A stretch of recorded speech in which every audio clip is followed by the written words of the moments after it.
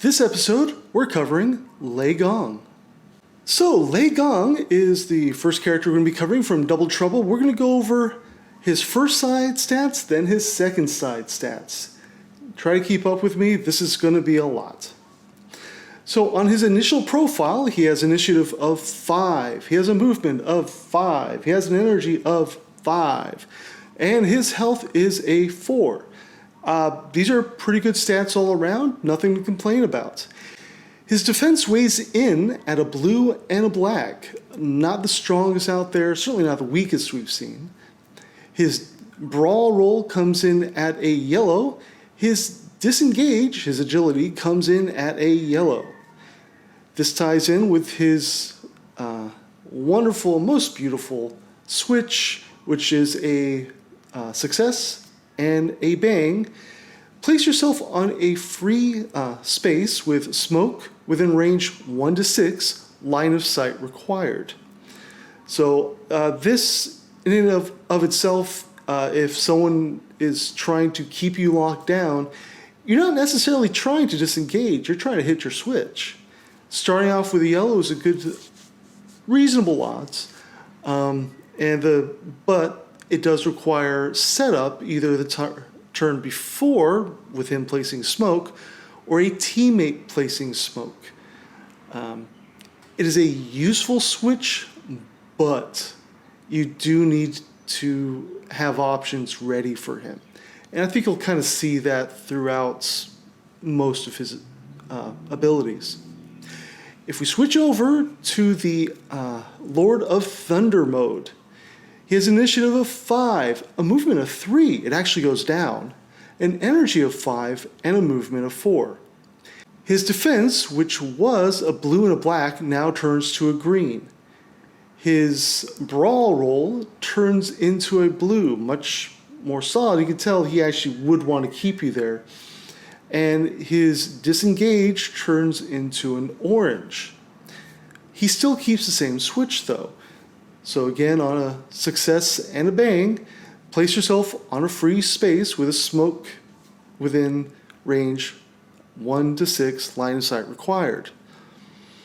So really the change going from his initial profile to the Lord of Thunder, which I think was an old PC Engine TurboGrafx game actually. Oh, that's Lords of Thunder, sorry. There is a fairly pronounced difference. He is certainly more dangerous in some regards, but he does give up mobility. So you do want to keep that in mind when you make the switch. Don't get fixated on just his abilities. Speaking of which, back to the initial profile, he has an attack called Lightning Bolt. It costs 3 energy, it is a red, a yellow, and is a range 3 to 6. This is kind of awkward. Usually with a ranged character with such a short range, you would expect his minimum range to be maybe 2, but 3 is kind of getting out there. This does mean that if someone closes in on him, right next to him, he would prefer to move before attacking, simply because it is easy to get within that minimum range. There is no switch associated with this. That's very important. Next up would be green ability, Mirrors of Lei Gong. You may place a smoke token within range 0 to 3. You may place yourself on a free space with smoke within range 1 to 3. So the first thing right away is you'll notice you can put the smoke 0 to 3, so right where he is, and he's got ways to use that, or up to 3 spaces away. And this is a placement. So if, for instance, you wanted to attack with Lightning Bolt, you could actually do that first, get a sufficient distance away, then attack, or put yourself in a better position, or any number of things, giving yourself cover, for instance. Now, obviously, this is a nice thing for movement shenanigans. Say you could place this first, do Lightning Bolt, then use the Mirror's Lei Gong to get away from where you were, to a little outside of the opponent's reach. So this does open up some options. It does require a good thinking about in what order you want to do things.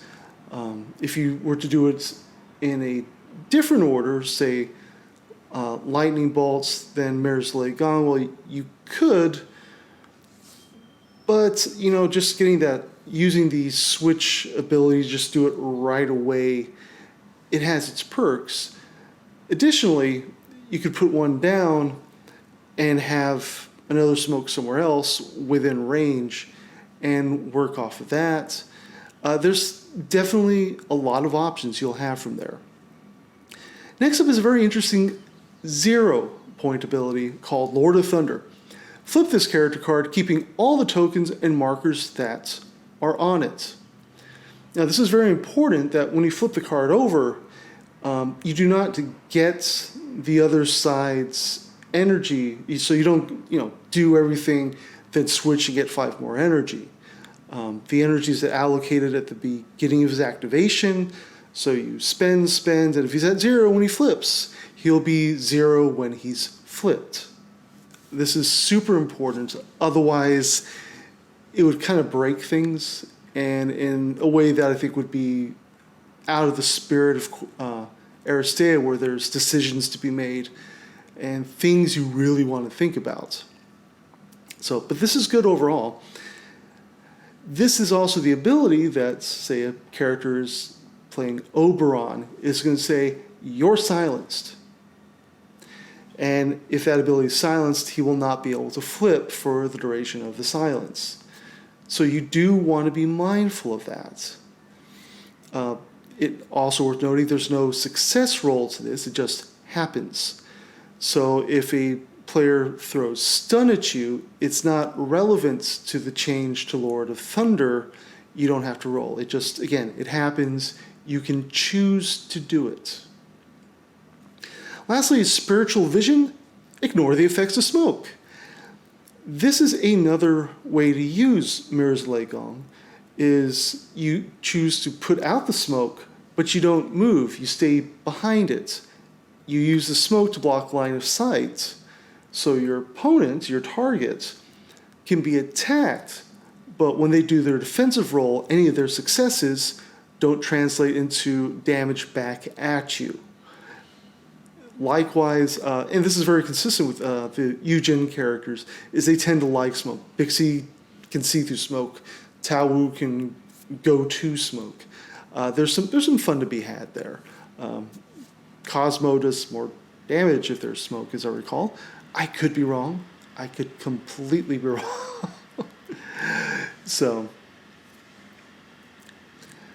But that's his initial profile. And on that side, he is sort of a mid-range character. You have to be very fussy about your spacing. You probably want to keep him a little further back. And you want to keep smoke outs one way or another, so he has options to move around, so he doesn't get pinned down. This will be very important. Certainly a Lei Gong that is sent to the infirmary doesn't do you much good. But again, it's that very strange 3 to 6 means you have to be very intentional with him. And really, you're doing this for setup, or you're just trying to get into more of a harassment.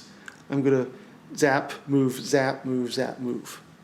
That's good. That is very good. When you switch him over, however, Lei Gong, Lord of Thunder, becomes a very different character in terms of his abilities. For 3 points, you'll get Closed Barrage. This has an automatic critical success and 2 oranges with range 2 to 4. This is a little closer to what you're used to with a ranged character, but with a short range of 2 to 4, you would normally kind of not think there would be the minimum range of 1. So you still have to be mindful of spacing regarding your targets and enemies near you. Certainly, immobilize is not your friend. There is a switch here that for one shield, you can nullify a shield of your target's roll. Again, very important here is that when you have that, you'll notice that there's no blues in his roll. It's all pretty much pure offense. So if you look back to his initial profile, if you put down the smoke, blocking line of sight, then transform to the God of Thunder, Lord of Thunder, then what's going to happen is you have basically any shields that come up essentially become bonus damage because you don't need them anymore. That's powerful. Likewise, the automatic critical. It sounds really scary, and it shouldn't be taken lightly, but that means unless your opponent has a green die and rolls the critical block, you will at least do 1 point of damage. That's really awesome. Any more damage on top of that is fantastic, don't get me wrong, but the fact that it's just going in, unless a tactic or something nullifies it, is really nice. So this is the side that people will be more afraid of, primarily because of the critical, and this is the side that you would get silenced over. So really what you would want to do is keep that in mind, but learn to kind of walk the tightrope between the two. They're both potent in their own ways, but this is the side that I think people will overreact to. And this is the side that people will probably try to shut him down from the get-go. So that's your silence, and that's just flat out getting in his face. He's gonna have a big bullseye put on him, essentially.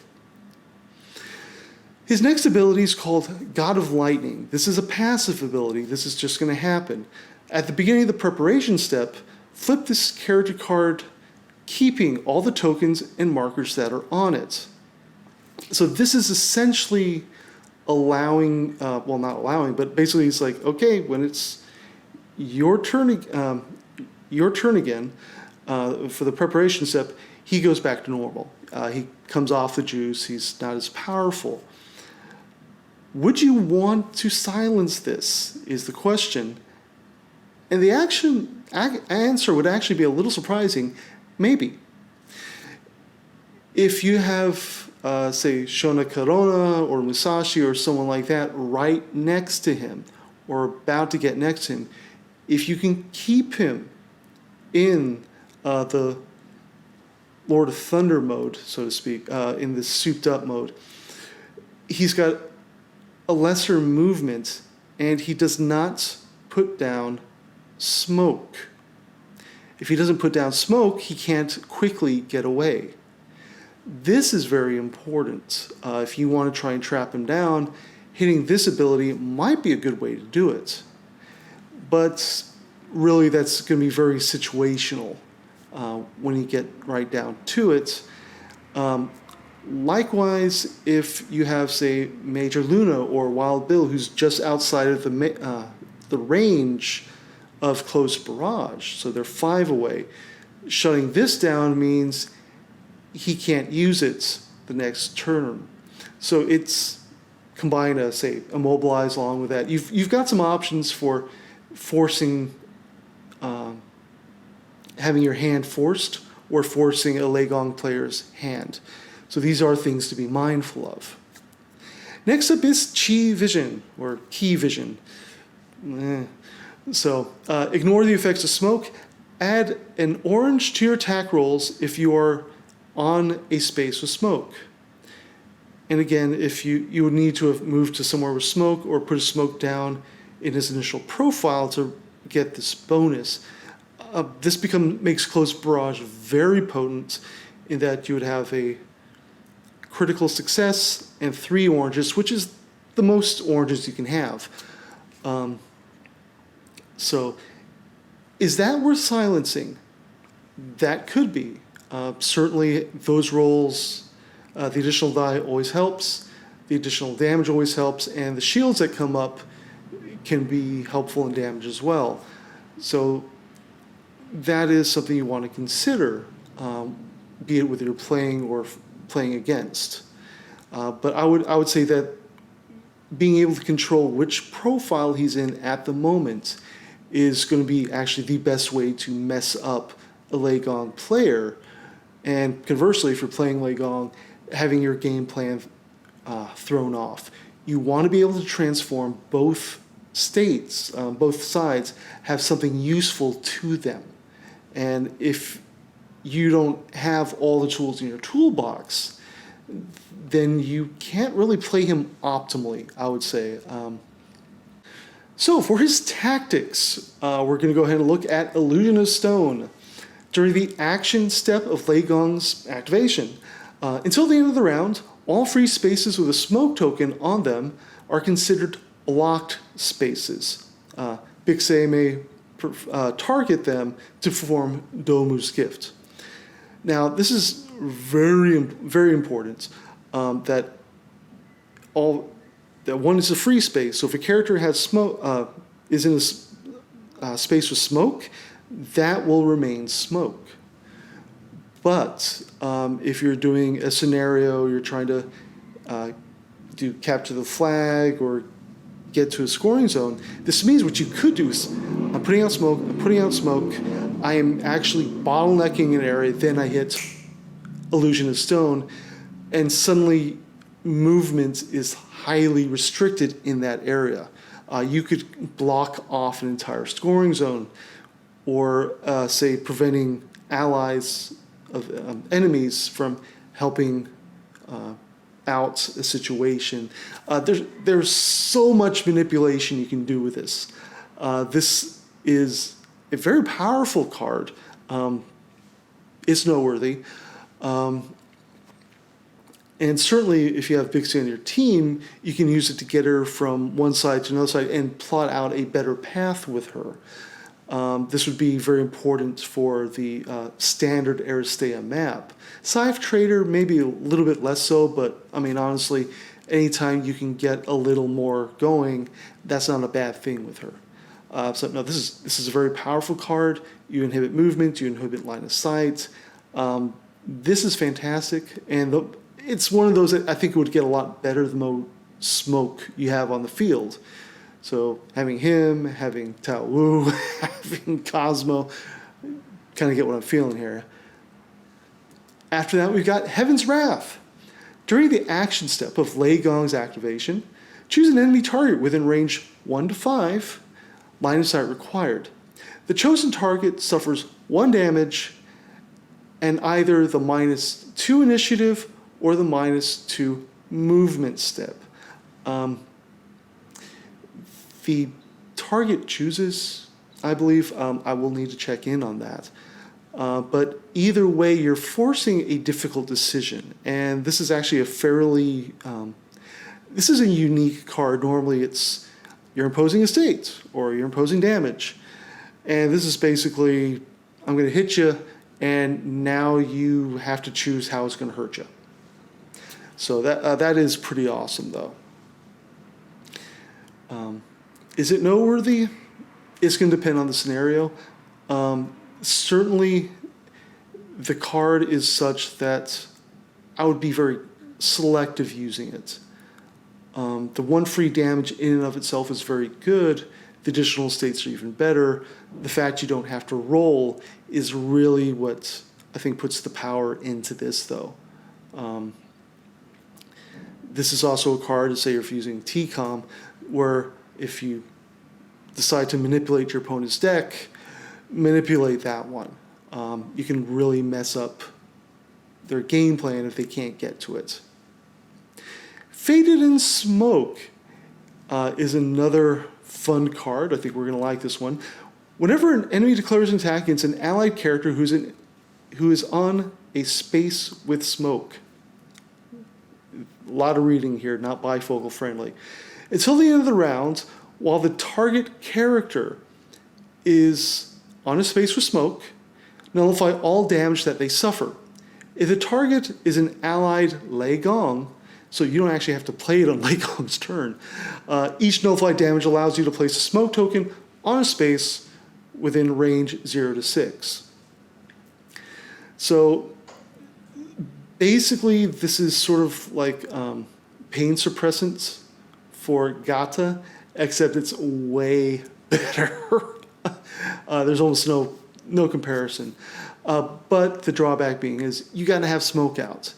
And as we've seen, setup, setup, setup. You do need to be thinking ahead. But this means that if Lei Gong puts smoke on himself, not only does he get the bonus for his flipped character profile,